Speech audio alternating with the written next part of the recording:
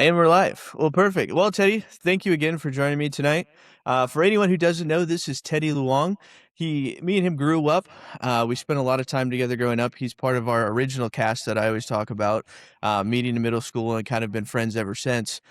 We've done plenty of sports, plenty of times hanging out, late night gaming, everything in between. So it felt only right to bring you onto the podcast and talk about a couple of things. So I appreciate you again for coming on.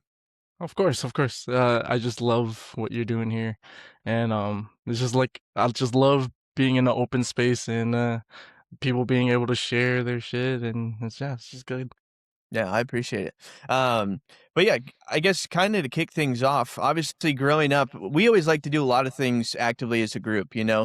I think one of my favorite things that we did was we called it the Chinese fire drill, where we would all get in a car, and obviously looking back now is stupid, but we would literally be in traffic and we'd say go, and everyone would just Bro. jump out of the car and we'd all run to different spots and try and do it as fast as possible. But that's like one of the memories that I have of us all doing that together, and I think that's a super fun thing that we did. And obviously, you did sports too growing up, right? You did football and you Mhm. did tennis was one of your big things Yep. that you did, and tried to play soccer with us. But growing up, I guess I noticed with you that you weren't as involved or as loving of sports as some of the rest of us in the group were, but you Mhm. lean more towards like anime, video games, and different things like that, which Right. has been great. And as I think as we've matured and got into adulthood, we lean more towards obviously not being athletes and sports like that. But you've done the opposite, where in sense of you got out of high school and it felt like you found the gym, like after Oh we yeah. were out and all those things. So could you tell me kind of the process of like when we were out and then all of a sudden I look back and I'm like, wait a minute, Teddy's Jack now? He all of a sudden Teddy's going to the gym and hitting it? Like, what was that experience for you? Oh, bro, like it's just cause like all you guys kind of moved away, and obviously I stayed and just started work. But I just I got really y'all didn't really see it, but I got huge. Mm, I have a photo saved in my phone somewhere, but dude, I was 5'8", like 230. It was bad. And I don't know what really I mean, just seeing myself, I gotta flip that switch, like damn, like it's bad. I I had this is the longest I grew out my hair, mm, and it was the same time my hair was this long, and it was just to hide, it's just mm, hide everything. But I just started. I think I took that route. It was a bad route, but I ran a lot. I started running a lot, but I just ate nothing, type of mm, thing. And yeah, I didn't know what I was doing. I was still young. It was probably like what when I was 20, 21-ish, mm, 22-ish. Um, and yeah, I just went down that kind of dookie route of not eating much, and I just cut so much weight, including muscle weight. And then I think it was around the time y'all graduated, Matt had moved into town. mm, And he just kind of took me under his wings, man. And he brought me to the gym, got me out of that funk. Not like funk, but like, like hey, maybe I should start actually lifting too and like getting more muscles as well. And I am forever just grateful for Matt for and just opening me up into the gym. And yeah, it was a fun and new experience, just being it like more in public, because I was I'm just so introverted, because I mhm. went MIA from you guys. I didn't really talk to y'all for a while, you know and I genuinely I feel bad, but um I think, I hope at least you guys understood that I still love y'all, and like no matter what. But yeah, just Matt taking me under his wing, and just made me really like love the gym, like it was a fun time for sure. Yeah. I think that, a lot of the times that the pressure is that to like have everything that you want in life figured out by 18 years old, Yeah. right? We get told all the time, oh, when you graduate high school, it's like, oh, well, now you're going to college to be this, and then that's the rest of your Mhm. life. But we don't really get time to develop to who we are. And, everyone takes their own pace and their own route. I know for myself, I was telling myself that college was the best thing for me, that I had to go to college, I had to get that piece of paper so that I could use that later in life. And lo and behold, now I'm 28 years old and have the piece of paper sitting on the shelf over there and I've never done anything with it. You know what I'm saying? So, Yeah, but it took me a long time to figure out who I was and kind of what I had to offer to not only the people around me, but to the world. So, right. I think for you, taking that time to actually figure out, and being in a low part of life, right? And Mhm. I experienced the same thing when I was in Brookings and then moved out to Oregon at first. I had that same it was that weight spike, right? Where you're Yep. just basically you got the sensory overload and your brain is just running with those voices in your head. And so the best thing you can do to knock them out is just playing video games, eating, drinking, any of those things in between. And Mhm. then next thing you know, you wake up and you're like, oh my God, what did I do to myself? Yeah. Um, and so finding those outlets like you did is incredible. I've mentioned in the past that it took me basically till I found out I was gonna be a dad to kind of have that holy shit moment. I gotta check myself, For sure. because like I said, I didn't want to be the fat dad, and I'm not saying anything against fat Mhm. dads, but it's just No. like it's one of those things where it's just like you got to have that self reflection, see what you're putting out, the image to yourself into the world, and just be like, man. I got to change something. Something's got to change. So Right. to have those people in your life that give Mm. you the confidence and the ability to do that is really really special. And I think that's something that our friend group has always really specialized or done well in the sense of we do like to make fun of each other. We like to poke and jab and do all that fun stuff. But Right. at the end of the day, we all love each other for who we are. We're not trying to make a mold and make them become anything that they're not. We accept people for who they are, and Yeah. I think that's why we've stayed so connected throughout the No. years. Yeah, the friend group it definitely allowed me to kinda, uh, no, I wouldn't say flourish as much, but yeah, just me being comfortable and be, my introverted self, because like I'm a weird guy, Yeah, like if people don't know me that well, I'm kind of the weirdo, you do your but own like thing. you guys just our friend group is just a mix of things, like we're not just straightforward and just like one word, descriptions of each other, Yeah, like it's a good friend group for sure. yeah, And I'm very fortunate enough to have you guys for sure. yeah. When you were going through this kind of struggle of finding out like who you were in this world, was there like a defining moment that kind of helped you gain balance and be like, oh, this is who I am and this is who I want to be moving forward? Um,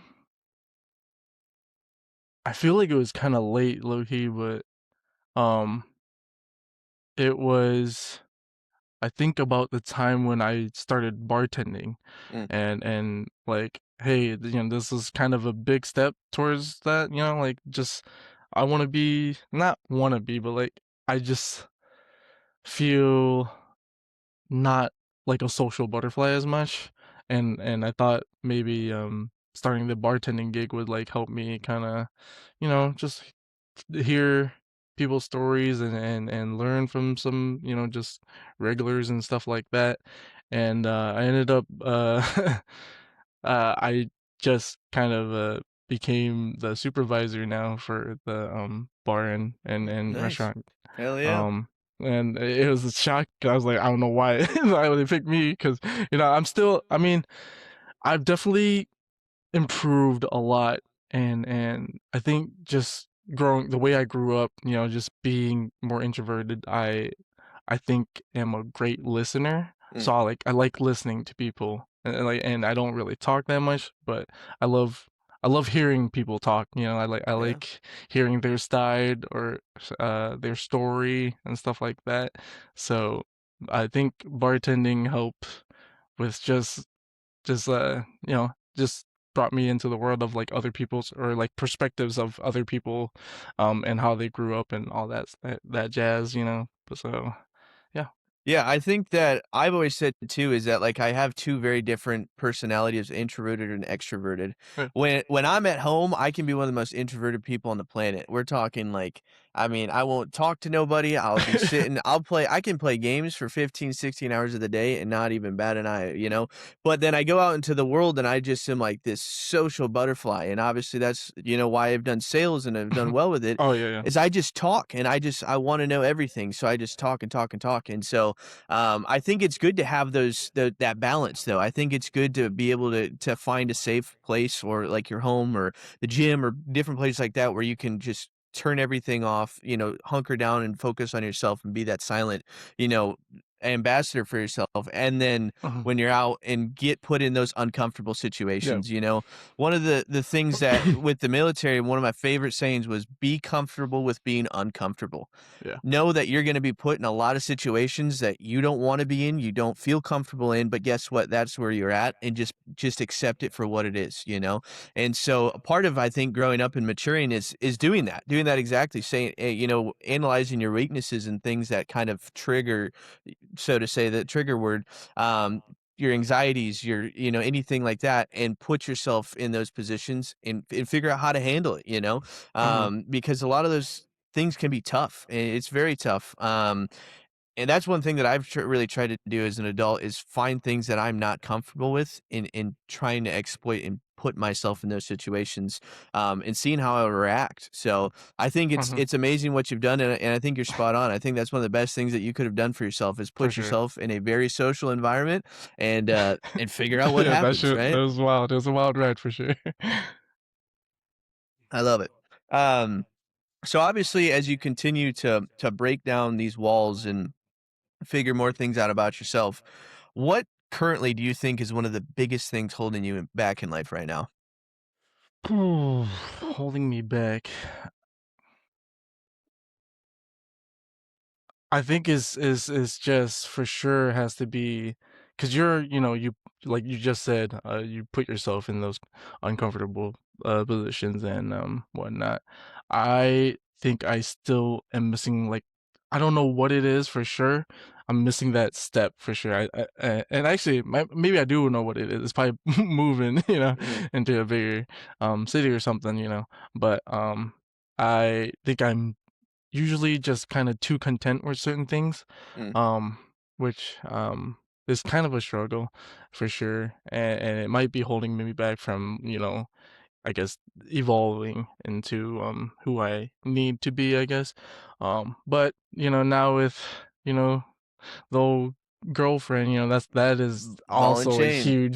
a very huge, change for me for sure because I haven't dated outside of the what middle school Mhm, but nah that was a big step and opening to like my mind of like thinking about like yeah I should probably think about this that way now that I have her to think about and care for but yeah that definitely has helped having her um, and moving towards that initial big step that I need to move, and just to help, me get out of this funk of just being, what's the word? Just being content, yeah. with life.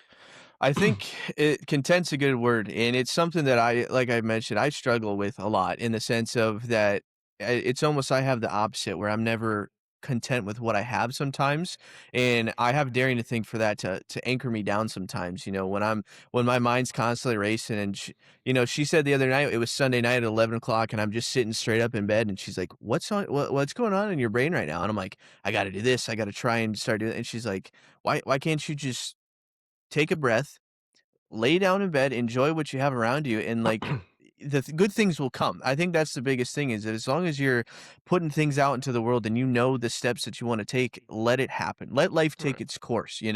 But I think the biggest step is the thought process, putting it out there in your own brain and thinking about what you could or couldn't do, and then just letting life take its course. Don't try and force things as much, is something that I've really learned to try and be better at as an adult. Because I think a lot of the times I was just forcing things where I was like, "Oh, I want to do this.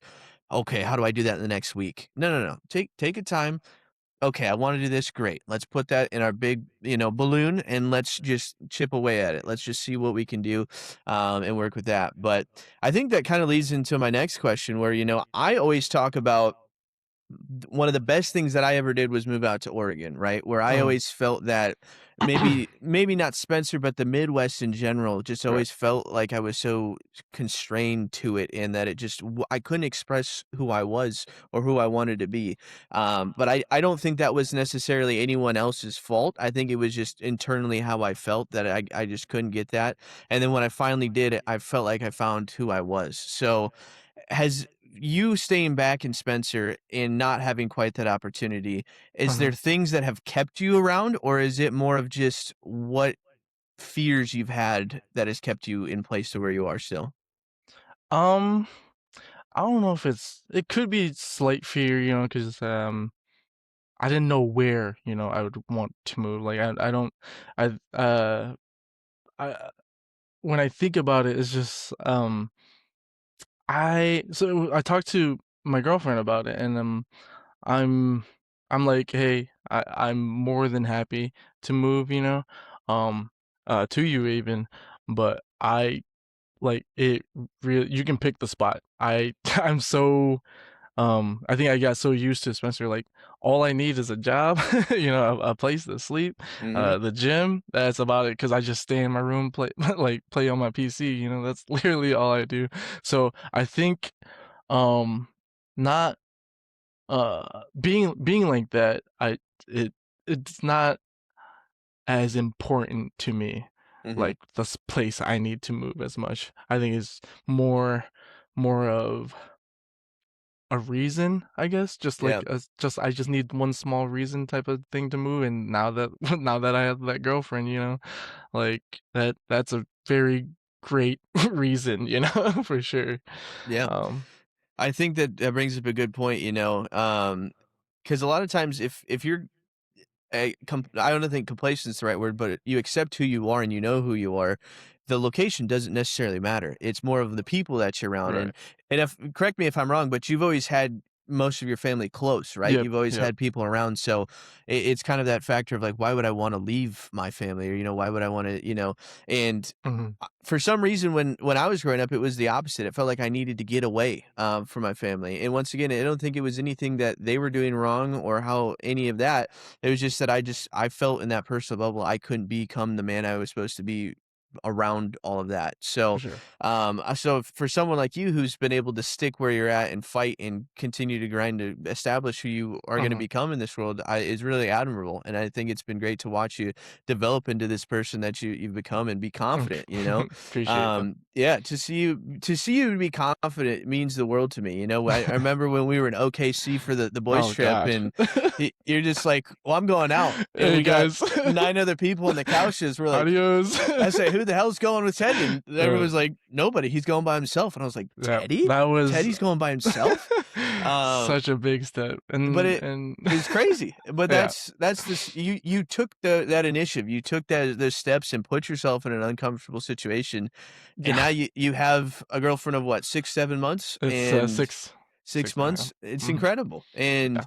I think, for anyone who doesn't know you, to put that in perspective, I mean, it's just somebody Mhm. who, truthfully like you said, you're an introvert. You like to stay at Yeah, home. You like to exactly. game.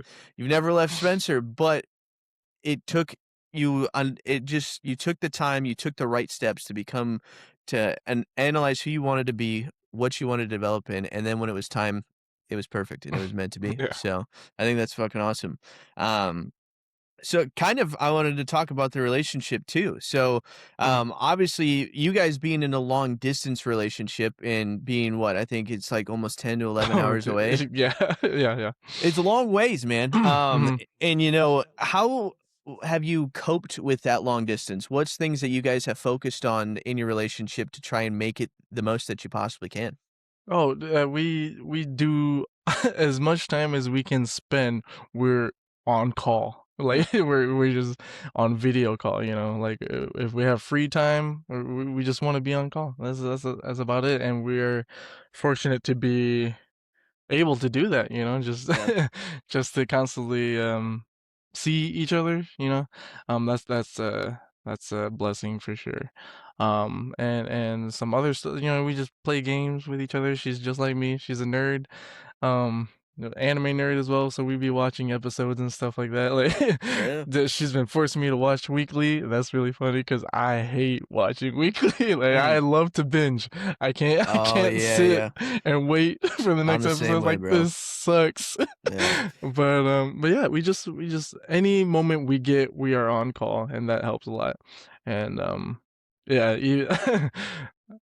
I don't know if I want to say that, but you know, it's cute. It's cute for sure because Yeah.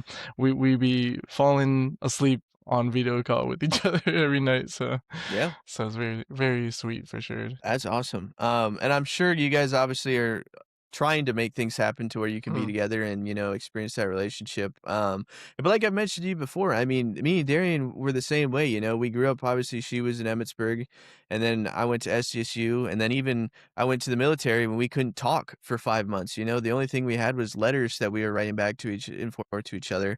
When I went to Africa, we couldn't talk for 35 days. There's just been so many times where we couldn't be together, but it's just we have this privilege with the society that we live in the advancement in technology that we mhm, we we take for granted, but I couldn't be where I'm at in my relationship, and you couldn't be where in your relationship if we didn't right. grow up in this day and age. It's Mhm, it's really tough. It's not an easy thing to keep a long distance relationship, and so it's something that you have to constantly work at. But I do think that if you're willing to put in the effort it takes to make that happen, when you're right. finally together, it Mhm, it seems like the easiest thing in the world. for real. And I think that um, you know, for me, Darian's my best friend in the world. I feel like I can tell her anything, and I want to get her opinion on absolutely everything that I do. And so, having that ability to always be in contact and always have her accessible in this world that we have now, even when I was only being able to send notes, has been incredible. Right. So, Mhm. do you think that she has kind of just turned into this person that you've been able to be 100% true to who you are Oh, and just show yeah. her every side of who you are? Yeah, she is lovely. She just I've ooh, thinking about it just makes me wanna cry. But no, she's just, lets me be open and obviously with being long distance, communication it's It's gotta be everything. strong, Yeah. like, it's great with her because we communicate our needs and wants and stuff like that, and, it I do struggle with it because you know me, I just keep it all in, I'm not Yeah. I'm not wanting to share, and she's trying her best to break down those walls, and she's doing a good job breaking Yeah. those walls for sure. Good. Um, but, no, she is 100%. I am and I feel loved and I'm able to share whatever is on my mind if I feel comfortable, of course, and she doesn't pressure me. It's all on me, and, yeah, she's great. She's very great. That's amazing. And obviously, being at distance too, there's a lot of trust that's involved as well. Mhm. So, I think being able to, have those FaceTime calls, play games, that's one thing that I've always told Darren. I'm like, Right. man, if we could just sit down and play a video game together, I think that'd be the coolest thing in the world. Right. Obviously, everyone has their differences. She likes Mhm. different TV shows. She doesn't like games, but we find, you mentioned you have that weekly that you guys do. Yeah. Ours is, I don't know if you've heard of Kill Tony. Kill Tony's a comedian show that airs every Monday, and so Mm. that's like an anchor thing that we do together. It's just I think it's really important to have things that you do together at Right. all times. Like whether it's the simplest things of eating dinner together or, FaceTiming once a night or having that weekly episode, Mhm. just the little things that can keep that relationship going and just like Right. build and continue to build. So I think it's amazing, man. And it makes me very happy to see that you get to have somebody to share that with, and Right. it's such a special thing when you find somebody that you truly care about and you truly can just be yourself around. There's no better release in the world, and so I think it's amazing that you've had that. So I wish the best for you guys moving forward. But Thank you. um, what do you think one thing is being in a committed relationship has kind of taught you about yourself? Um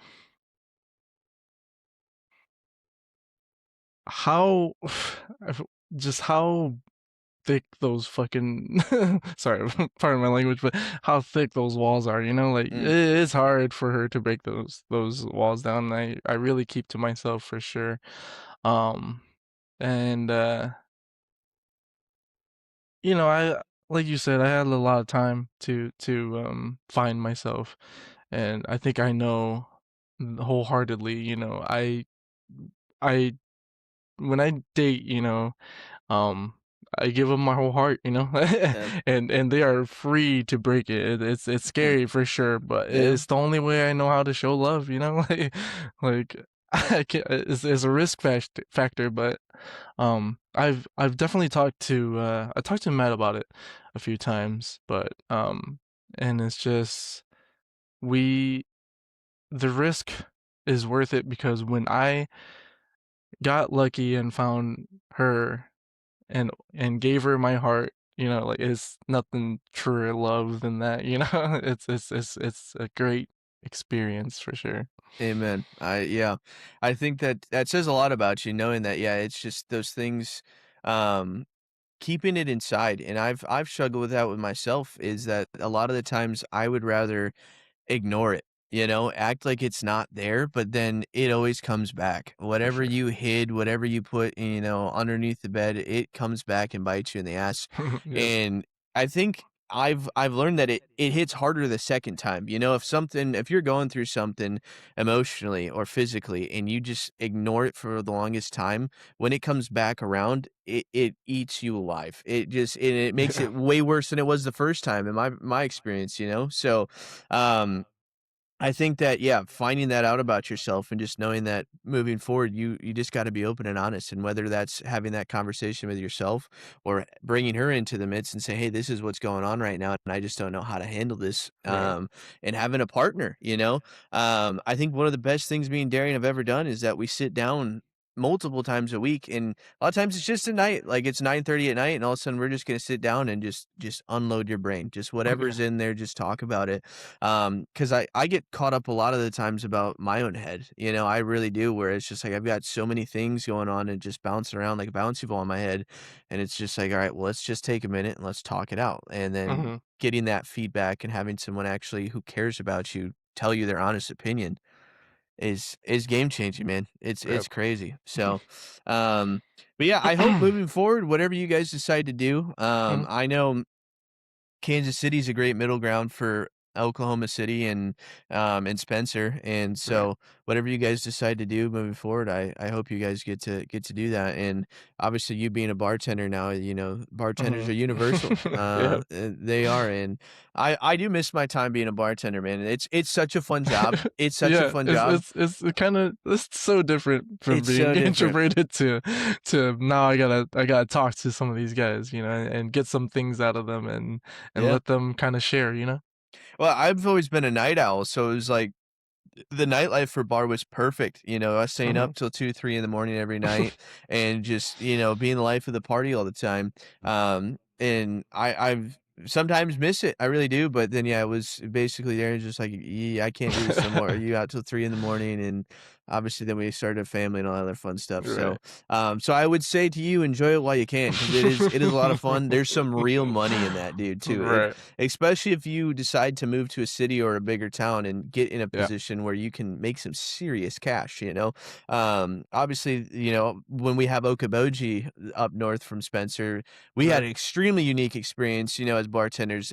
All three of my siblings have done it. And I mean, I remember just coming home with hundreds and hundreds of dollars in tips every day. And I'm like, man, this must be what it's like bartending everywhere. It's not. It's not at all. And then, yeah, so it's like finding those little loopholes, but develop your skill because it's a craft. I mean, Yeah. anyone can be like, "Oh, yeah, I know how to pour drinks and talk to people. That's easy as shit." It's like, no, you have to connect with people. People Yeah. have to like you and Oh, want to yeah. be around you because it could be, "Hey, I'm gonna get a beer," and then you're awkward or weird or whatever, and they're like, "All right, well, I Yeah. guess I'm gonna go to the next bar." It's like, no, talk to them, be Yeah. personable, connect with them, get them to stay, get them to enjoy the time and Right. spending time. But also for you, that's the funnest thing in the world. You're just hanging out with people, Yeah, I'm just chilling. throwing a drink together, Yep. cracking a beer. Here you go, man. And just, Mhm. spending time together. So I think it's a really fun and cool job. So I hope you get to continue to experience and have fun with that. But Yeah. well, let's transition, I guess, more into the questions that I gave you. Sorry to go off the Uh-oh. top with all those, but I figured they were good questions to ask. Oh, yeah, they're great. So what do you think is the biggest factor that contributes to your daily life that gives you the ability to kind of carry on through the stress, the doubt, and like big life decisions? Like Mhm. what is that first thought when that alarm goes off and you're like, fuck, it's time to take on the day? It's like, "Dang." I ain't trying to wake up for work or the gym, but, you know, I, uh, I really, you know, thinking about this just it's very simple, but I, um, I just wanna see the guys. I just wanna see the guys grow up, have their own little families, and I just wanna see the future for you guys, like, with you guys as well, obviously, of course, and, yeah, I just wanna grow old with y'all and see what the future has in store for us.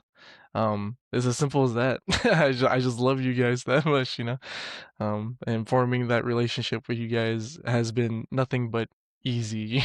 Yeah. Like, yeah. I think that's awesome, man. One word that I found with Matt is it's the journey, right? Mhm.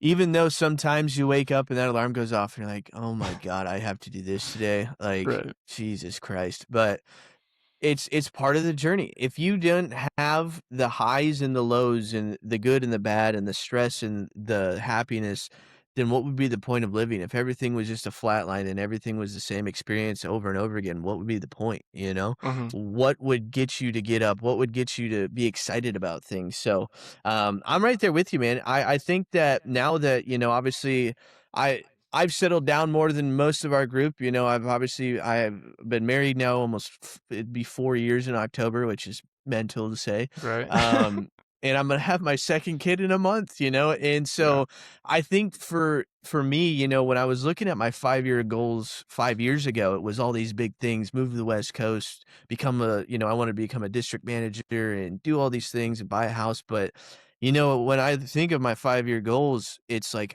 I just wanna be around people that are gonna help support what I'm trying to build, Mhm. Who can be impactful in my daughter's life? Who can be impactful in helping my wife be a mom? Who can help me be a better dad and a better husband, So, I'm right there with you. I think it's very important to continue to build our relationships that we have and, um, just let life take its course, and I think that's super fun. Yeah. Is there anything in your mind that sticks out to you on that 5-year goal that you really wanna check off? Mm, I think, eventually, I wanna be, you know,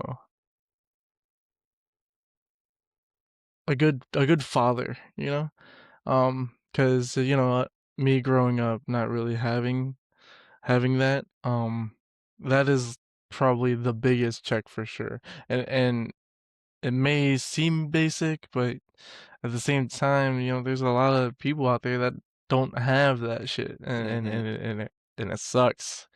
'Cause obviously I've been through that, and when it comes time, if I have my little one, I don't want, them to go through what I went through 'cause it's just not great, you know? That is yeah, that is the big check mark for sure in the next 5 years, when that time comes to be supportive and loving of my child. I think that's amazing, man.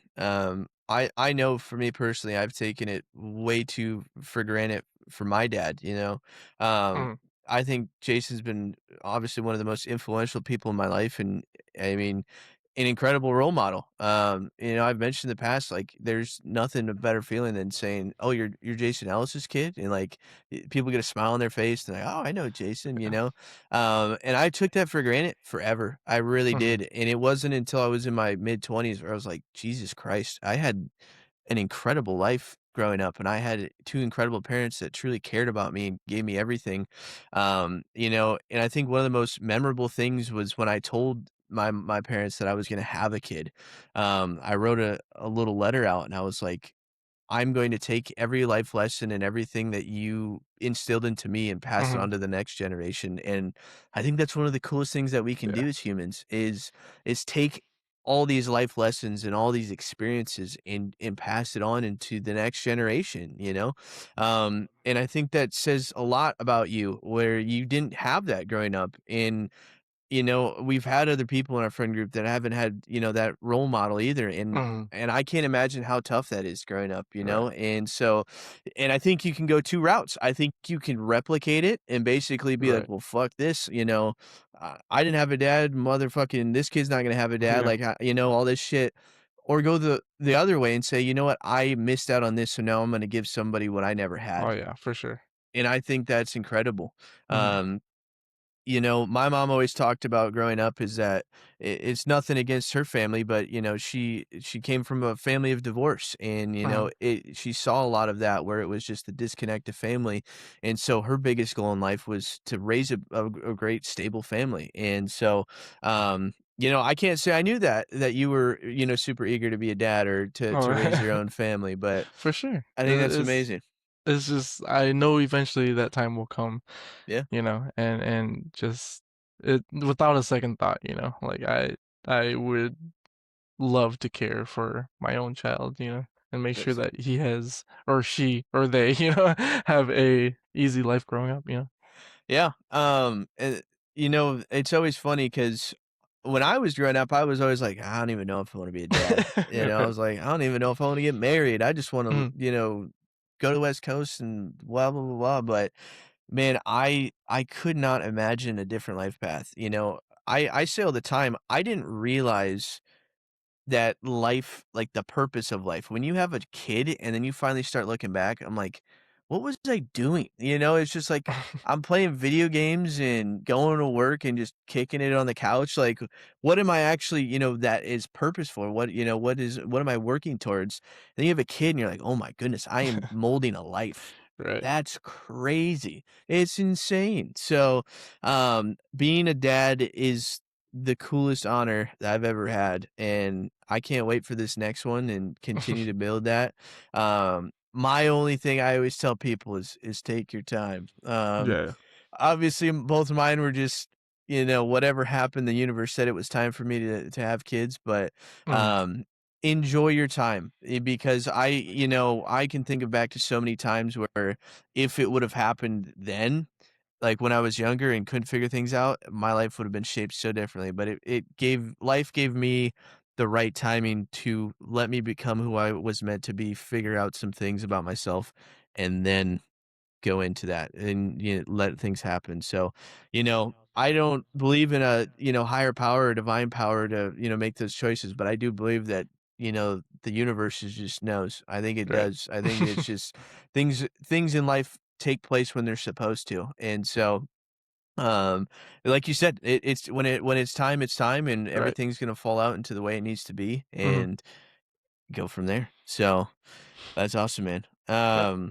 What emotion do you find hardest to understand about yourself? So when you're going through this, trying to figure out who you are and all these different things, what was the hardest to kind of break down other than the walls that you set up for yourself? I gotta think because it's gotta be it's a lot of things, but, it's a lot of, self-deprivation, Mm, and some of that obviously stems from going to the gym and, social media type of things, and now with, um just trying to stay humble type of thing too. Like, just when I self-deprecate myself, it's just like, am I truly doing that to stay humble, or am I just just shitting on myself, for no reason? Um, and for sure, it's when having my girlfriend now is just not feeling, because Matt said it too, is just not feeling like you're enough, and self-worth, yeah.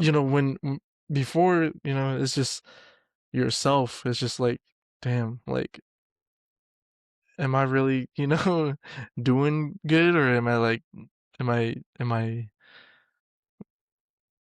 still along with my peers, Like, am I still, am I behind or something, But and not feeling enough for myself is so much more different than, um, not feeling like I'm enough for her, Mm, And it just hurts more, when I have, my girlfriend now, it's just like it goes so south when when I feel like I'm not enough for her, mm.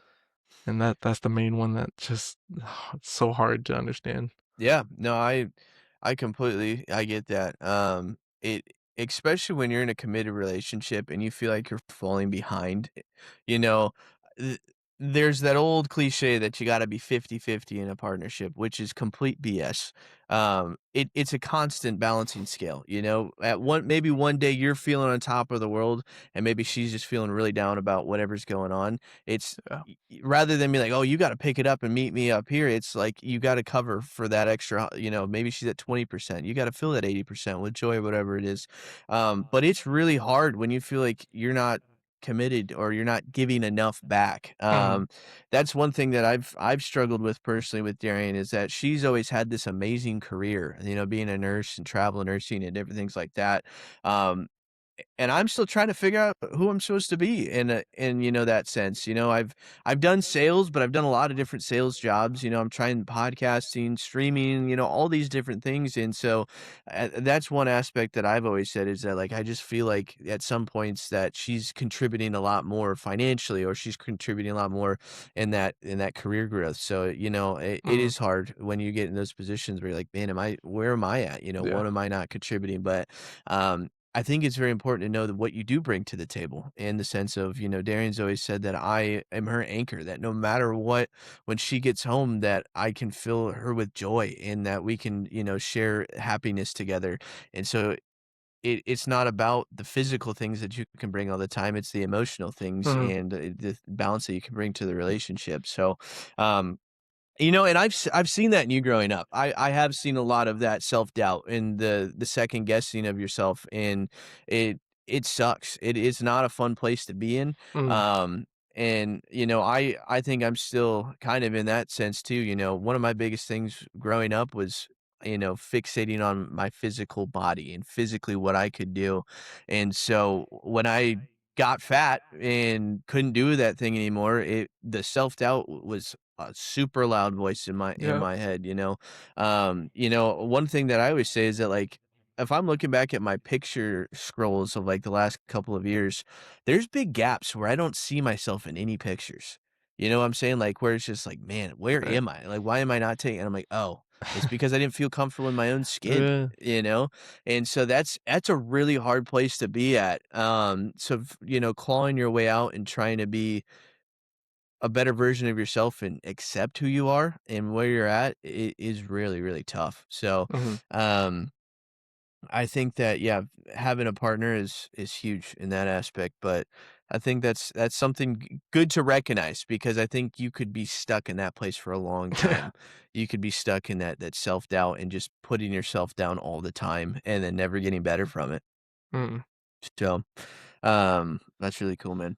Um well, moving on to that, is there something that you once strongly believed in, but eventually outgrew, and what kinda changed? um,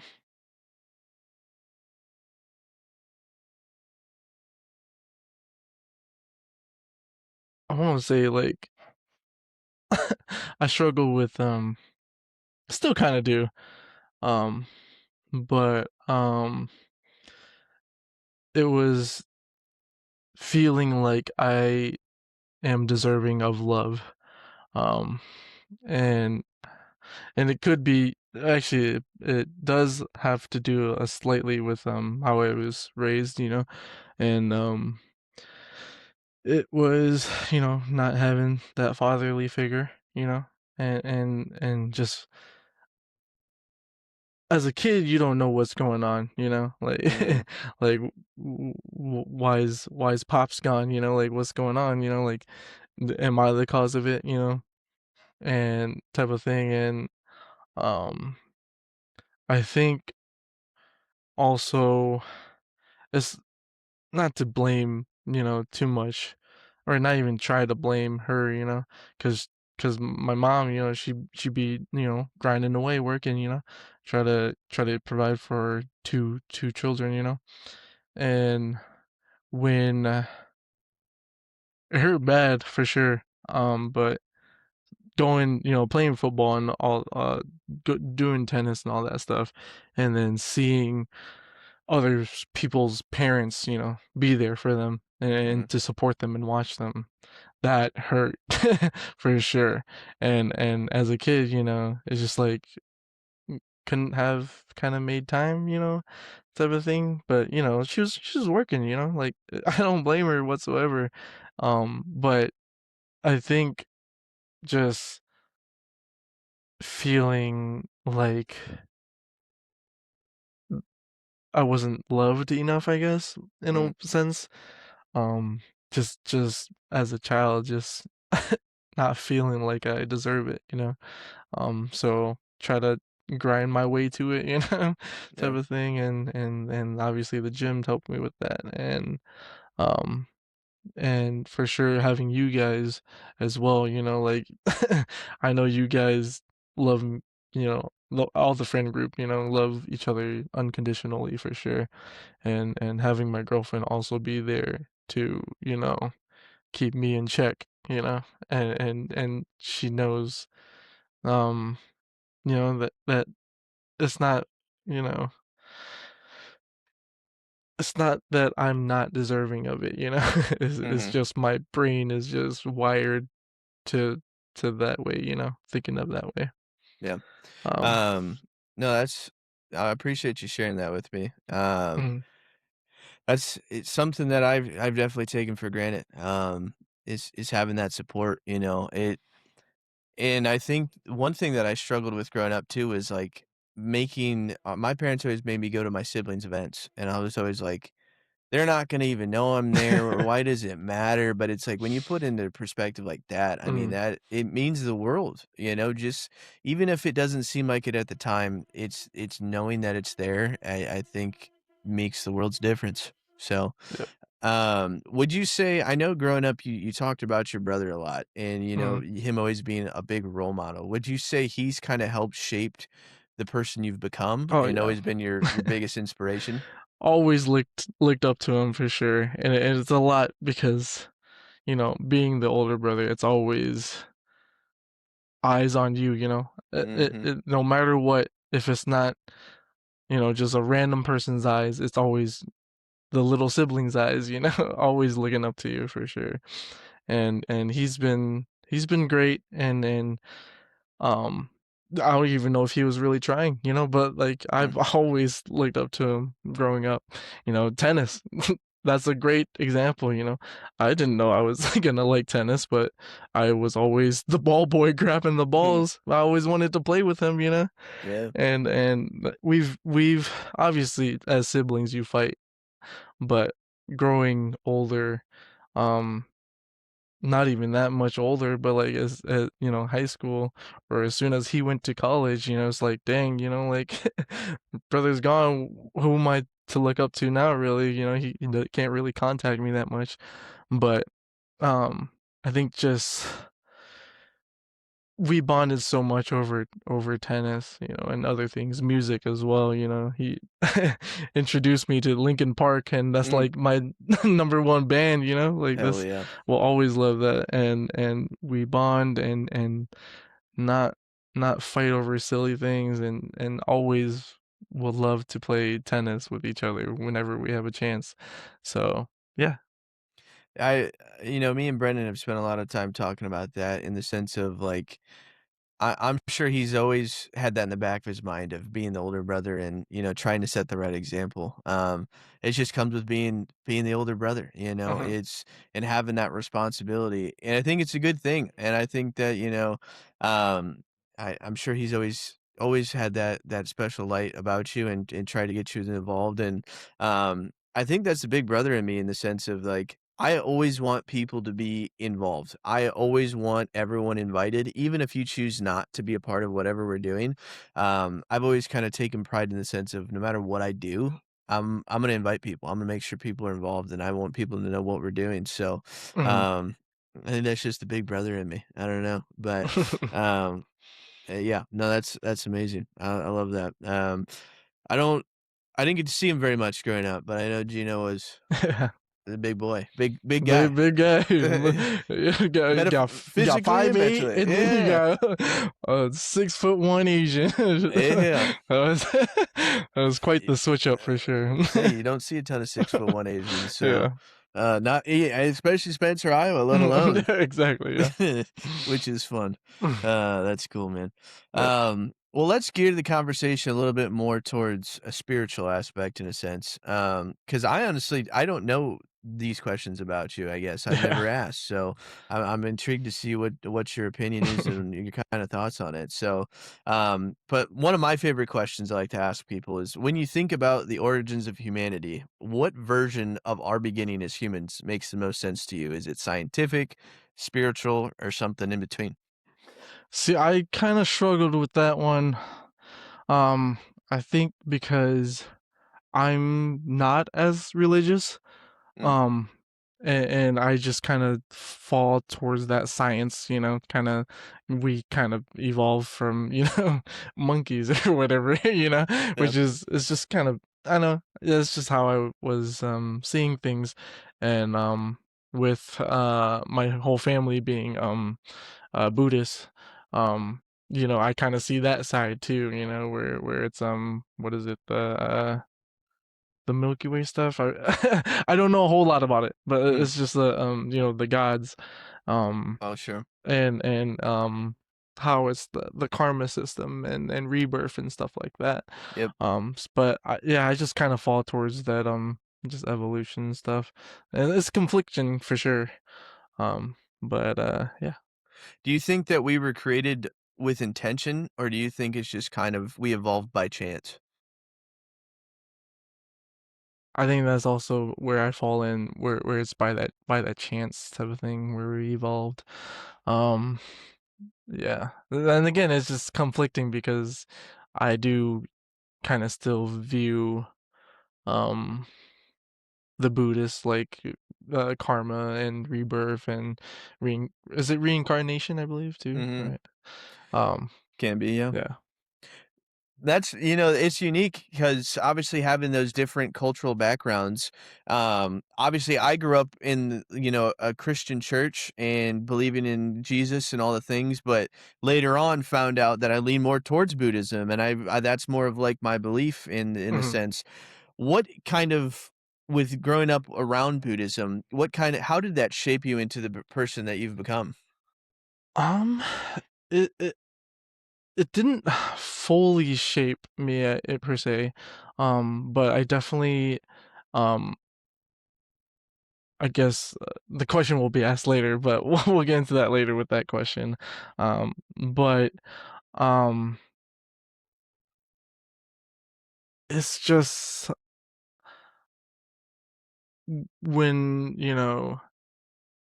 being around all my family and,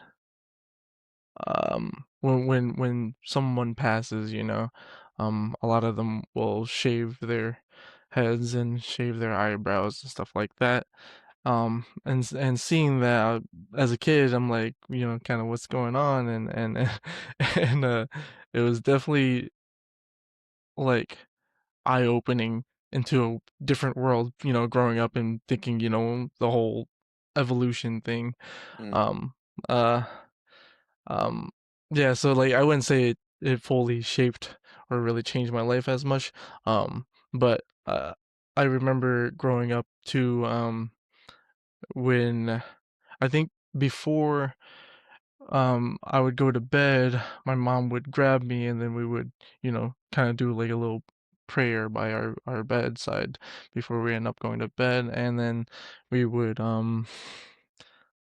there's a spot, she still has it right now, but she would have like offerings, mm, to Buddha, and she has a spot there where she puts, cookies or bananas, fruits, and stuff like that, all that jazz. Um, but yeah, just just seeing that side as well. Then yeah, it's just Yeah. kind of I mean, especially in Spencer, and in the Midwest in general, predominant Christian, right. society and communities. Um, I'm sure growing up and having that, you know, cultural surrounding and then going out into the world and seeing everybody else doing just completely different was probably like an Mhm. eye opener. Like, oh, Yeah, like what's going on? Like, I don't right. practice that at home. Like, what are they doing those things? Mhm. And so to have that it's a cultural thing, and that's what I've struggled with the most is that now that I have that belief in that religion, it's like, who do I confide in? Who do I talk to Mhm. about it? Or who even knows what I'm talking Right. about, because when you mentioned karma, that's something that I fully believe in. Right. Like that is like a big identity of who I am is the fact that I believe whatever I put out into the world will come back in some type of form. Mhm. Whether that's I don't mean directly. I don't mean like, oh, if I give somebody $50 at the gas station, Right. somebody's coming to give me $50 tomorrow. Mhm. Not like that, but in a sense of like if I'm doing the right things, I'm putting out positive energy and I'm trying to help make people better or make myself better. I think in return that'll come back to me gradually, not, immediately, but over time. And so is that something that you believe in the karma system? And how does that kind of shape you? Oh yeah, for sure. Because I've kind of got my butt whooped about it as a kid. Um, I think I think I was running around, and it was during uh, it was like a I think it was like a I don't know what to call it in English. Um, but we would is when somebody passed, and then we would go to their house, and then it would just be a family, thing. Um, and I think I my mom kind of got upset, and like looked at me like, what are you doing?" Like especially during this time, like why you um just not respecting, Mm, um, the place, like it's just like I don't know, it's just like a lot of I think I really think about it, it's just like what's what am I doing? Like am I, you know, gonna get what I deserve, type of mm. thing? Am I yeah, I just it was just a bad thing because like the it's kind of tough. No. It's so hard to put into words No, because I get you. I think that one thing for me is like I used to have a lot of like why me? I used to get yeah. really upset like, "Oh my goodness, like why is bad things happening to me?" or like, all these different things, but it's like when I shifted my mind to that karma mindset, it's like when I take a shortcut or I procrastinate or I do something that I know I'm not really supposed to do. Let's say like, I want to have 3 or 4 beers that night. And the next day, I used to be like, oh fuck, why me? Why am I feeling like shit? It's no, it's like, oh, Sorry. well, your choices have now led you down this path of the cause and the Yeah. effect. And obviously that could mean a lot of different things to a lot of different people, but it's like I think I got a better grasp on the world when I Sorry. put it into that perspective in the sense of like, oh, I know that what I'm putting in, I'm getting out. So it was like with the food, okay, I'm going to eat like shit. I'm going to feel like shit. Yeah. If I'm not going to exercise, then I'm not going to lose weight. Or if I'm not going to, all these things. And so karma played a huge factor in kind of my development of who I was meant to be and who I'm trying to be. So, do you think that when it comes to like the faith and spirituality and a higher power, do you have like a personal stance on like a god? I know with Buddhism, a lot of Mhm. the times there can be like the Buddha and trying Right. to be, if it's like Theravada, where you're trying to basically get to that enlightenment status or that Uh eternal status. Is that something that you kind of follow with, or do you take a different route with Buddhism? I yeah, I think I follow with that. I just kind of think that there's a higher being, and which is Buddha. I look into that. And yeah, I try to, especially with my mom being very strong towards it, um, I try to connect with her and try to understand her way of it, um, which is would, buy, like, the offerings and stuff, like, just groceries and regular stuff like that, and, have her, take it and put it, where she, means to put it, um, but, yeah, I do view that, Buddha is, the higher god or the god, Mhm. the higher up.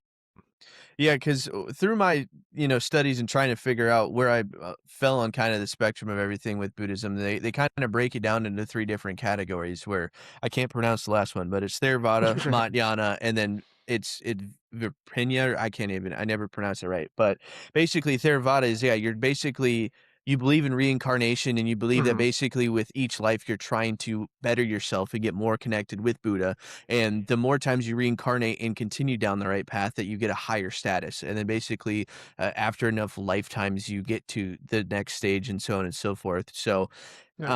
is reincarnation something that you believe in, that you're just taking the presence of your ancestors or ancestral people before you, and you're just carrying on those traditions and trying to get to as high status as you can to pass it on to whoever in takes on after you? Um, I don't know if I think of it in that sense, Mm, but it does make sense to think about it like that because but I just w I it's weird because I don't feel like I'm my own person type of thing as well, mhm, um, and that I'm going to be or will be reincarnated into, the next life, and I I think one of them is, like I think it's, they believe in the soul not really passing on, right? mhm, If I'm correct, I'm not 100% sure, obviously, but it's like a different soul still, like, with different memories, just moving on into the reincarnation mm, of another person or a being, It doesn't have to be a person, could be animals, spiritual, yep. Um, but but yeah, I do feel like, um, the karma and trying to better myself and um bring good to the world, can help me with reaching that what are they trying to reaching again? Like, they're trying to um Trying to reach the noble status. yeah, the no yeah, yep. Yeah, and so basically, and I found that really interesting along my ways, is there the Theravada Buddhism is, yeah, there's like 8 tiers, I believe, and so, yeah, it's crazy the lineage that, it follows, in the sense of that it takes like 100 reincarnations to get to the first tier, and then it's like 500, and so on and so forth, to the point where there's only at the very max, I can't remember the name of it, but there's only a couple hundred of them, and, but it's because it basically is viewed in the sense of you have to continue the practice, and you have to continue to build it to pass on to the next one. And Matiana, if I pronounce that right, is more of it's Chinese based, China, Korea, places like that, and that's Mhm. more of like the spreading and teaching of Buddhism, from my understanding. And so I don't really fall underneath that. I follow more towards, like I said, I can't pronounce the name. It starts with a V, Yeah. but it's the one that was originally founded in Tibet, and it's more of the sense of that you can find, maybe not get to the Buddha level, but you can find peace on this earth. And so basically that's how I view it, is that I'm trying to dedicate my life a certain way to get to the point that before I leave and go to wherever is after, I reach that state of peace. And that's my ultimate goal with life, is just to get to a point where I can truly just be myself, sitting in a wherever I'm at, and just be at peace with everything going on, Mhm. whether that's death of loved ones, death of my impending death, finances, societal needs, whatever it is, just to be at peace. And so that's what I connect with the most is basically I'm using the tool of karma and trying to propel that in the most positive way I can. And also doing a lot of self reflection to be the best version of myself. So then when I get to that point, I can reach as high of a status of clarity as I possibly can before I move on to whatever happens after that. So, Mhm. um, I think that's so cool that, I can talk to you about that. Someone actually knows Yeah. what the fuck I'm talking about. I mean, a little, Yes, I'm not. yes. But at least, yeah, in that sense, it's just enough. Because Mhm. I find it tough for people to understand what I'm talking about. But Right. but that's cool. I think that's really awesome. So, have Mm. you had like an experience that has led you spiritually in life, or is there anything that's kind of shaped how you take on day to day? I've kind of recent ones, to be honest. Or at least one recent one. It was I took a plane trip to go see my girlfriend, and the plane flew out of Sioux Falls, and we were stuck there. Oh my god, Mm, that plane trip that got delayed so many times. That was rough.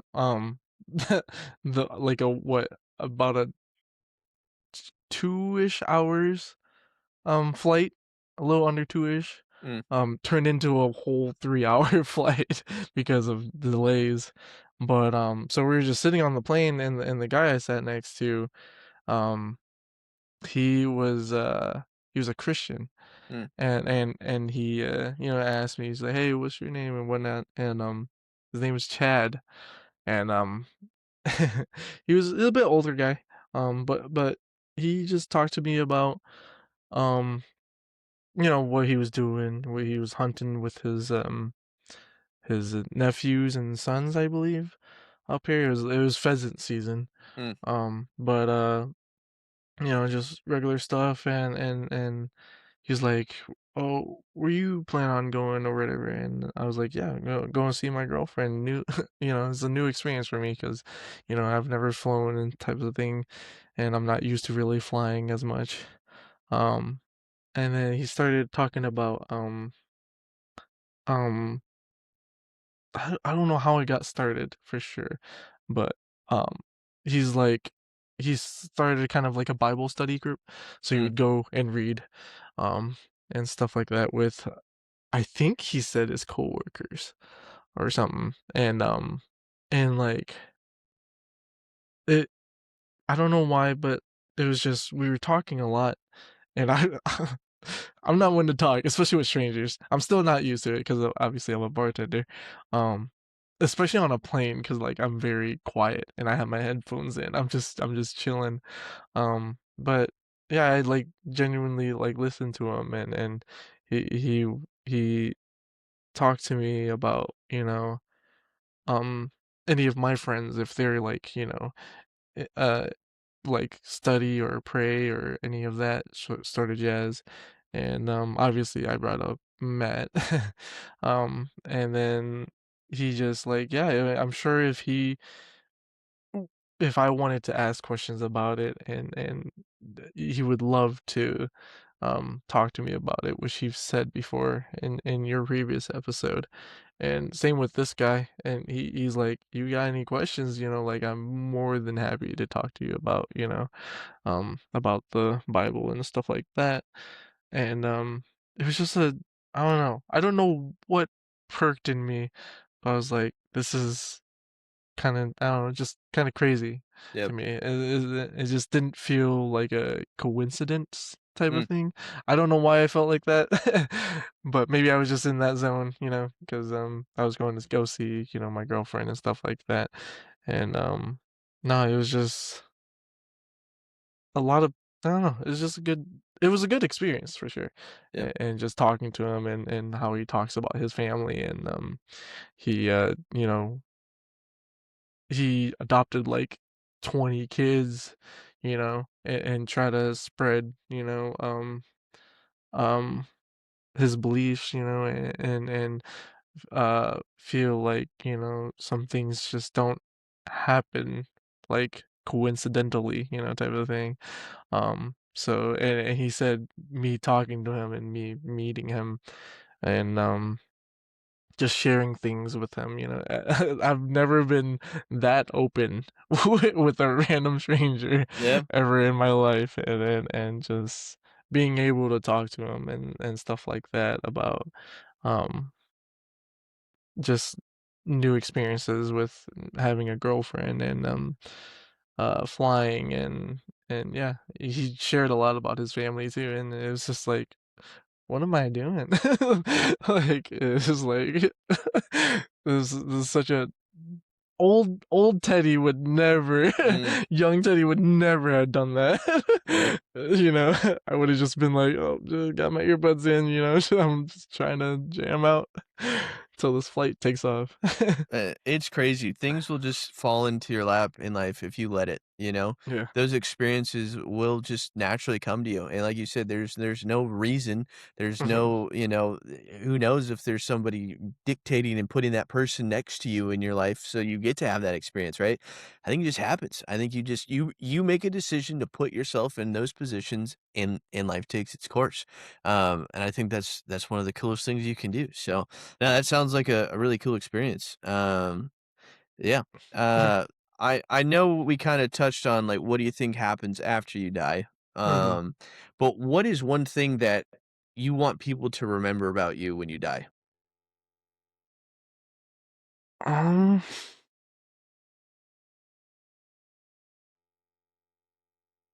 I think I would really, I'd hope, you know, um, I hope people will remember that, you know, how much I genuinely, like, care and love for my peers and all my friends and all my family, and I just want the best for them, you know? It's as simple as that. I just like, you know, just your family even, like, doesn't have to be just you know, Darian, Jason and Sarah, just everybody, you know, everybody that I have connections with, you know, I just want the best for them, you know, no matter what. Yeah, I think you've always been one of the most genuine people I've known, and I think you've truthfully have never had ill intent and never had bad anything. It's just always been you're a genuine guy and you just genuinely want the best for people and Thank you. you want to see people succeed. And it's refreshing to be around those people, because I do think unfortunately in life in today's society, there's a lot of people that are looking for people to fail and looking for people to not do well. And whether that's because they feel negatively about themselves or, whatever else they got going on in life, it kind of sucks to see and be around. And you see that a lot in social medias, and you see a lot of that in society where people, it's just, I think it's gross. Yeah. But have someone like you who's a genuine human being and wants the best for people is super refreshing. So I think that's Mhm. awesome, man. And it's a good trait to have too, when you pass on and if you can pass it on to other people or, give that, ability to other people and just be like, "Hey, I'm just generally want the best Right. for you, and the people in your life." So, I think that's awesome. Um, so kind of thinking about the big broad picture of life and everything that we're gonna do and accomplish and try to accomplish, um, when you're counting down your final moments on Earth, what are some check marks that you really wanna cross off and make sure that that's something that you achieved in this life? I don't think about that often, Mhm. unfortunately, for sure. That's okay, that's why And I we and I ask. and I don't yeah, and I don't feel like I have any crazy check marks, you know, other than, um, just caring for you guys and caring for my children if I were to have them.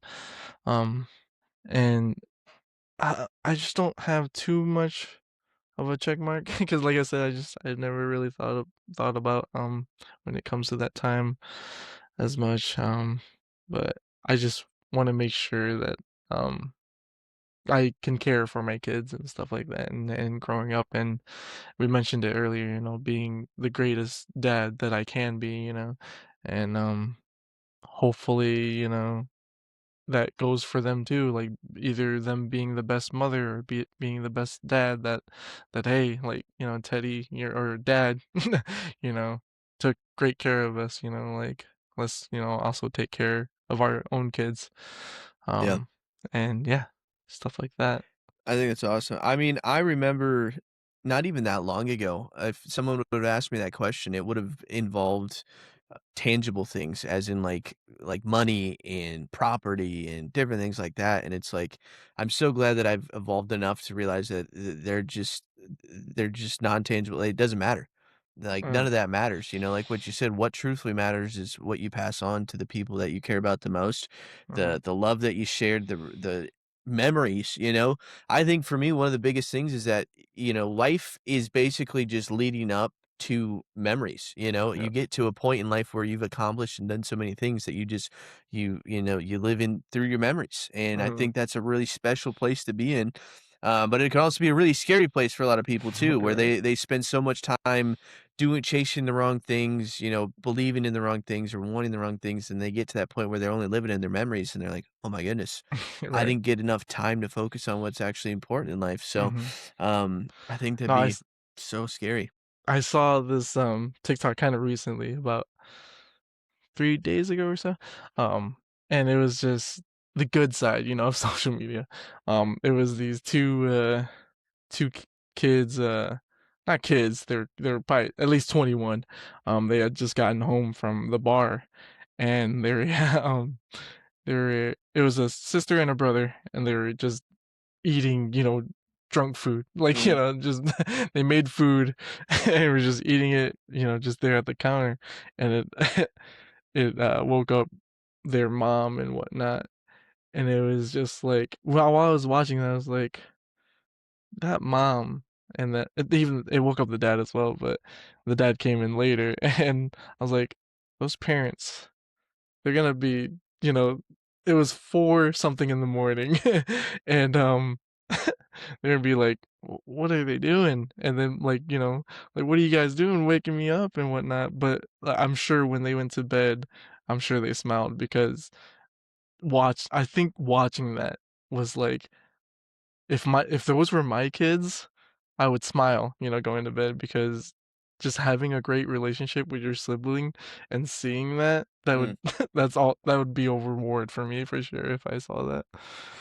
Yeah, I think, when I first had Freya, I was like, man, I was thinking internally, I was like, "Oh, it'd be really nice to have just one and we could do whatever we wanted to do, blah, blah, blah." Mhm. But Darian kind of centered me. She's like, "But every memory and everything you did growing up was with siblings. You always had somebody to take that on Mhm. and share those memories with and experience those things." So I'm right there with you. I think that's super cool.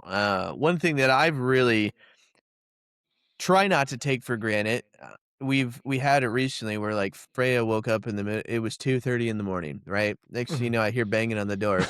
I look at the phone, I'm like, gee, oh my fuck. And I like, let Right. a audible fuck out. I'm pissed. But then I literally go in there and she just crawls up into my arms and just wants to just cuddle. And I'm like, man, am I really gonna be upset about this? Am I really, I'm not gonna get this much Yep, longer with for her, sure. and I'll never get it again. So to take the moment and just be like, just accept it for what it is, and like you said, smile. Just like, Mhm.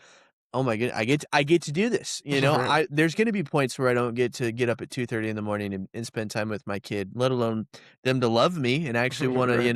be with me.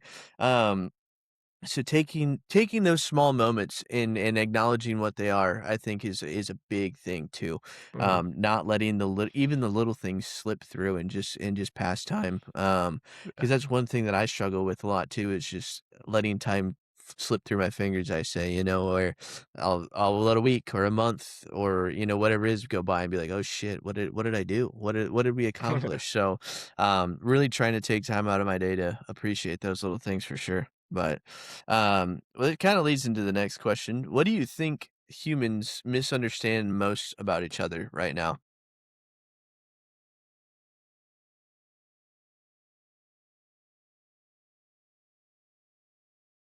Mm,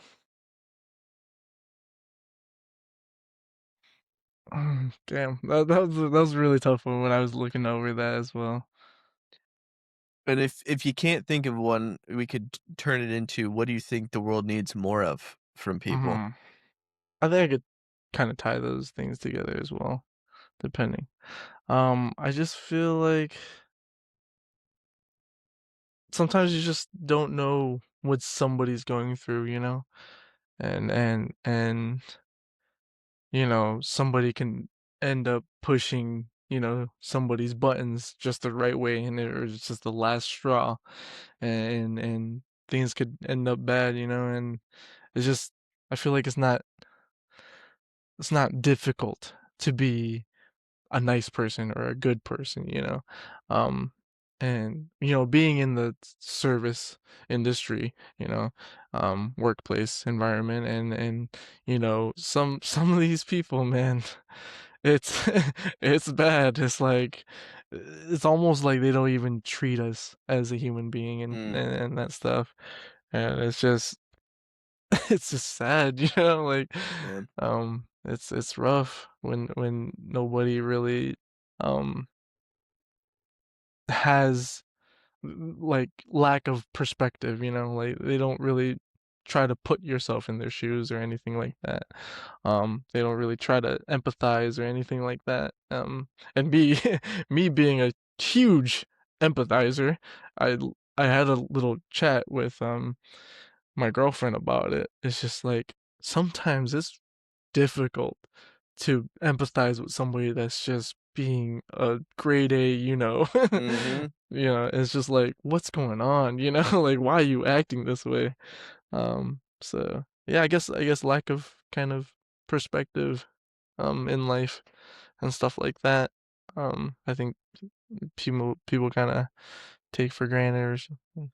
Yeah, and it kinda goes back to what we were saying before. We live in one of the greatest technological advanced Mhm, worlds we've ever known, that we can at least trace back in human history, and so, yeah, to not just take it for granted, it's crazy, you know? mhm, I mean, even I get on myself when I, like, watch a TV show or video games, whatever, and I'm just like, "Man, I'm just pissing away time and, not accomplishing anything."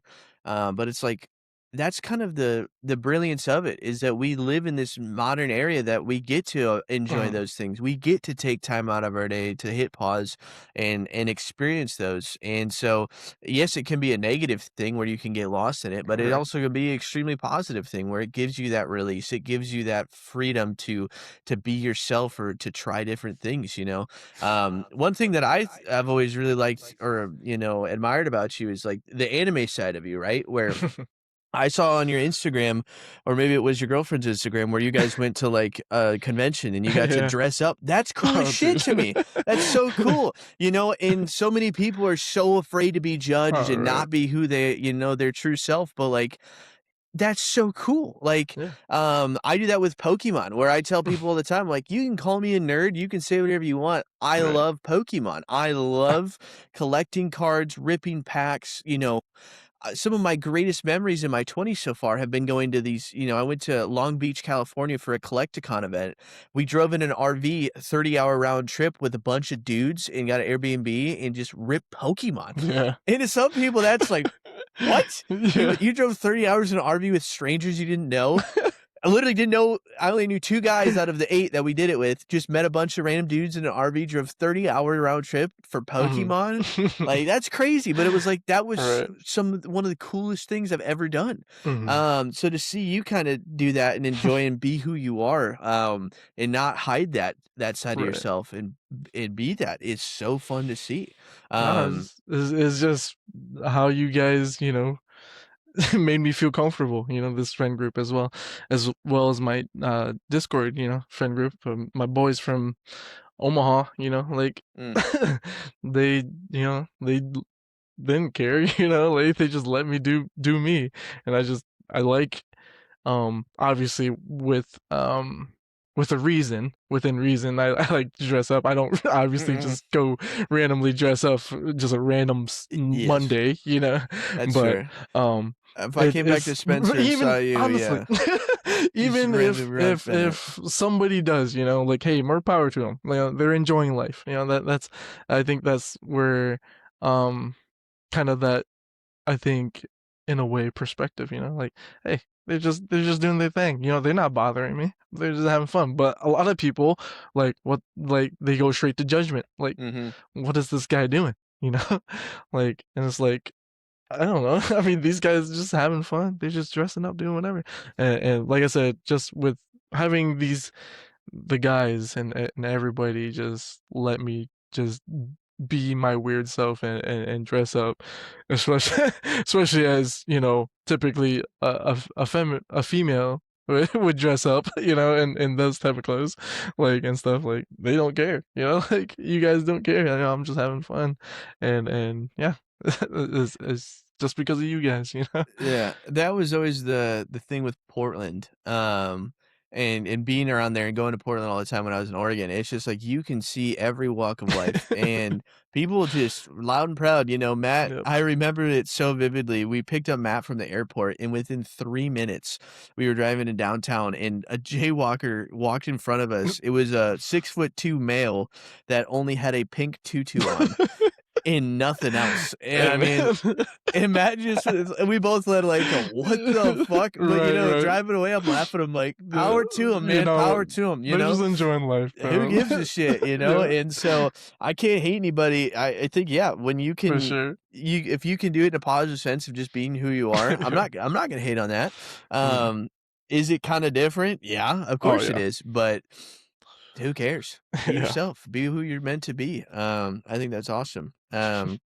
You know, recently, I know you've gotten more tattoos and you've kinda gotten more into the tattoo game and such. Right.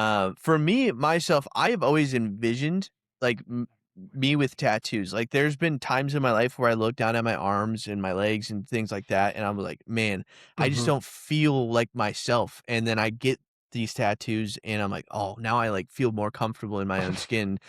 Would you say that's kind of a similar experience when you have gotten tattoos, or what's been kind of your motivation behind that?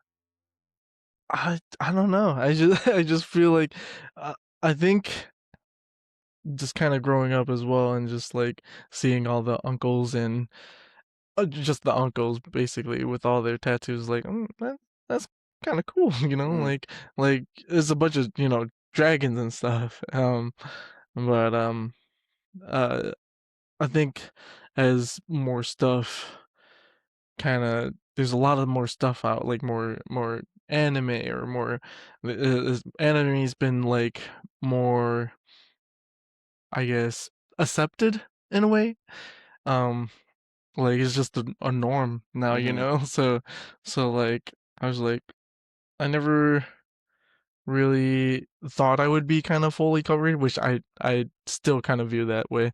I don't think I will be, um, but, yeah, it was just, like, I've always kind of wanted some sort of tattooing done, you know, and whatnot, and with a bunch of like, my whole right arm is supposed to be eventually, I hope, will be, you know, just all anime goofy stuff, you know, just like yeah. just stuff that I like, you know? And, yeah.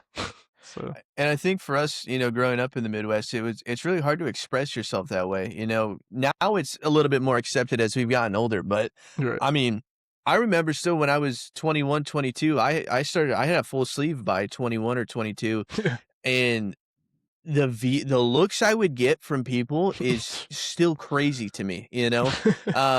And I mean, I had jobs where I couldn't I had to wear long sleeves and, like, do Mhm. all those things, um, and it was so degrading to me. I'm like, Right. like I said, I've felt my whole life that I wanted these on my skin, and it is kind of like a part of who I am, and Mhm. so when I finally got it and I get felt comfortable in my own skin in a sense, it was really honestly demeaning for them to be like, "Well, you're actually gonna have to cover that up because it doesn't give the right image." It's like, "Well, Yeah. fuck you." Then, like, then I don't Mhm. wanna, and I struggled with that with the Boys and Girls Club. That's where I always had to cover it up, and I understand that for kids, and so I didn't throw a big Right. fit about it, but, yeah, it definitely had that in the Midwest for a really long time where it was just, like, everywhere I went, it got like, Yep. "Oh my god," because Yeah. it was we finally are out of it now, but when we were growing up, essentially, if you saw tattoos or, sleeves or anything like that, you're like, "Oh, he probably doesn't have a very good job," or, "Oh, Mhm. he must be a criminal," or something like that, and things, and that's just Right. the Midwest mindset because Yeah. everyone's a good old farm boy and all that Mhm. other shit, so No I'm tattoos, no nothing. no,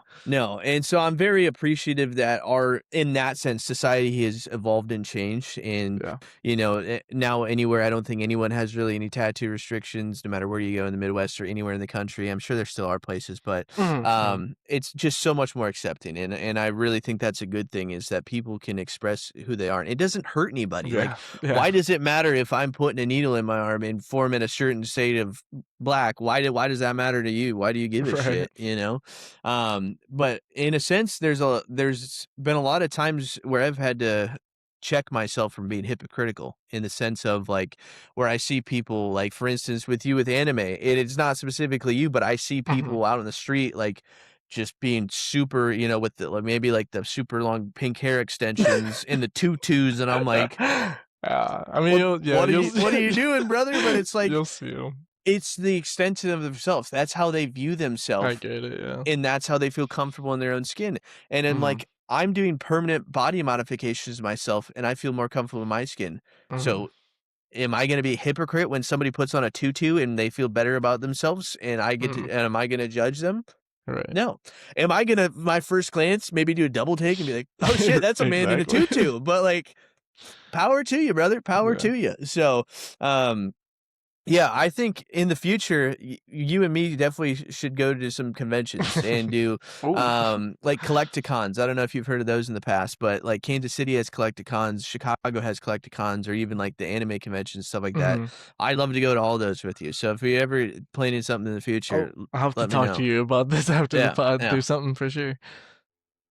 yeah, because I just think it's very important. And for my kids too, I know a lot of the times parents are like, I want to shield them from all that. I don't want them to see that side of whatever. I don't want to like Mhm. put them in there and just let them Right. soak in it, but, like, Yeah. experience it? Mhm. Um, Even Darian, when I took her to the Collecticon, it was this past August, and she got to see all that, and she's like, "This Yeah. is what adults do in their free time?" I'm like, "Fuck yeah, we do. Yeah. We spend thousands of dollars on cardboard, we dress up, Yep. and we have fun, like, who cares? Who cares? Like, let us be." And she had a ton of fun. She thought it was Yeah. awesome because, in society, you don't get to see that. You don't get to see people express who they are and nobody give a shit, you Mhm. know? So it's so cool. It's so cool. And so I've always tried to invite people and, tell people if you want to come with me and, whether it's a card show or a big event like that, it's just Right. super fun. So, um, but I think we're getting time for the bonus question. So I don't know if Ooh. you've heard the last couple episodes, but Yeah. I always like to ask just because I am very in depth into it. But how do you think the Great Pyramids were built? Obviously, it had to be, somebody, right, that had left it. Yes. I think I was like, listen to y'all talk about it. It's like it's when, you know, you brought up, all this stuff that we have right now. If something happens, it's all gone, you know? Mhm. But somebody had to leave something behind, right? With the pyramids and stuff like that, and it's like, I don't know. It's a tough obviously, there's no right, there's no wrong, we don't know. Yeah. Like like, we die in a million years, all this stuff, It'll be just gone. can yeah, he'll be gone. We don't know, we won't know they won't know about it, like Yeah.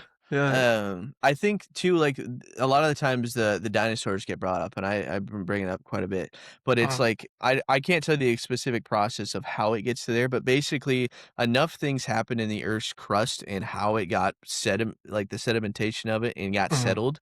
That's the only reason we know about them, right? That's Right. the only. There's just this one crazy chemical like attribute that happened that kept it so well preserved that we know because we have proof that this existed, can carbon date it, so on and so forth. But like Right. that's only one thing, and we've apparently have been on this earth as living organisms have been on this earth for 4 billion years. Yeah. What are we missing? So, like, when people talk about dragons and giants Yep. and things like that, it's like a lot of the time history can only be carried through the word of mouth. It can only be Mhm. carried through that language. Um, and then that jumps into the question of there's so many dead languages now, you know? Yep. English has not been around for 10,000 years. English is only a modern language that has been brought Mhm. about. And so it's just all these different things that just get me on these rabbit holes that I just, Yeah. oh, I fall in love with. And I just want to know more and more about. And one of the more recent things is like we use books. Like books have always been a big thing in our pastime, and but it's like even those don't last. I mean, you have like the Library of Alexandria is always it was one of the eight wonders of the world, and you know it said to contain all this knowledge of our past, but just with one fire, poof, it's gone, and we don't have thousands of years of history, Yeah. and so and I like to think like what are we doing now as humans to leave our mark? I don't know if we're doing anything, you know, Yeah, I'll I be don't honest with you. I don't we're so focused on technology and pushing that envelope that I don't Mhm. know what we're leaving behind. Right. Um, I saw that Jeff Bezos is building this clock that is supposed to last the next 10,000 plus years, building Hmm. it into a mountain and setting all this new technology to basically the clock's gonna continue to run, and everyone's calling him a dumbass because he's dropping like 50 mil or something on it, like, just some crazy number that we'll never but I'm like, who else is trying to leave a footprint Right. in time? He might be the only reason that in 30,000 years someone can go, "Hey, I have proof that there was a human Mhm. society here." And but think about that too. Say we go 30,000 years in advance, everything we know is gone, but only that clock's there. Maybe Right. they don't take the industrial revolution route in the next society that forms, and they go, "How the Mhm. fuck did they put a clock Right. here?" You know? And then it just like then it leaves all those mysteries and everything. So Yeah, it's just like to me, that's so cool. I think to keep an open mind about those ideas is extremely important for us as humans. for Is sure. like to not be closed minded, not say, hey, well, we're the only society, we've only been around for 5,000 years. I don't want to talk about Mhm. it, you know. Um, and especially so in your neck of the woods, like Laos area and everything Yep. like that, have you ever heard of it's called the Younger Dryas effect? Also, it's called Sunderland. Have you heard of that term? I don't think so. So, believe it or not, Sunderland is the name of the continent that used to be formed in that entire area from Australia all the way up to Central Asia nowadays. So, Okay. basically, like all of those small, like the Philippines, all those areas, they all used to be landlocked. And so now with the rise, basically the Younger Dryas period happened 11,000, 12,600 years ago.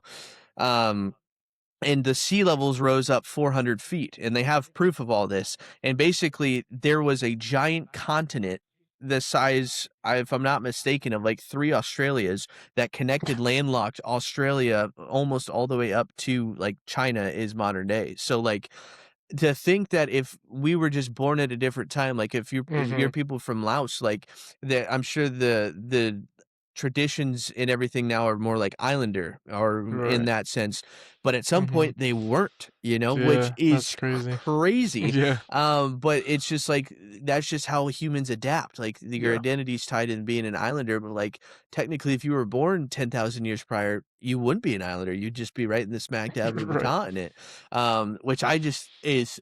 fascinating to For me. sure. Yeah, it is. Fascinating. If you ever have free time and want to look up the Younger Dryas. You could even just Google Map Younger Dryas and look at a map of the Mhm. world before for the sea levels rose 400 feet due to glacial Right. melting. Mhm. Blow your fucking mind. I'm telling you, that'll blow your goddamn mind and be like, Right. what? So, but anywho's, I digress. So. Uh, well, Teddy, I really appreciate you coming on and sharing sharing time to talk. We don't get a ton of time to sit down and have a lot of personal conversations, and let alone having the ability to share it with whoever's willing to listen out there. So, Mhm. and obviously to take time on a Tuesday at 7 o'clock to give me your time, I really appreciate it. So, Of course. um, but yeah. Thank you for having me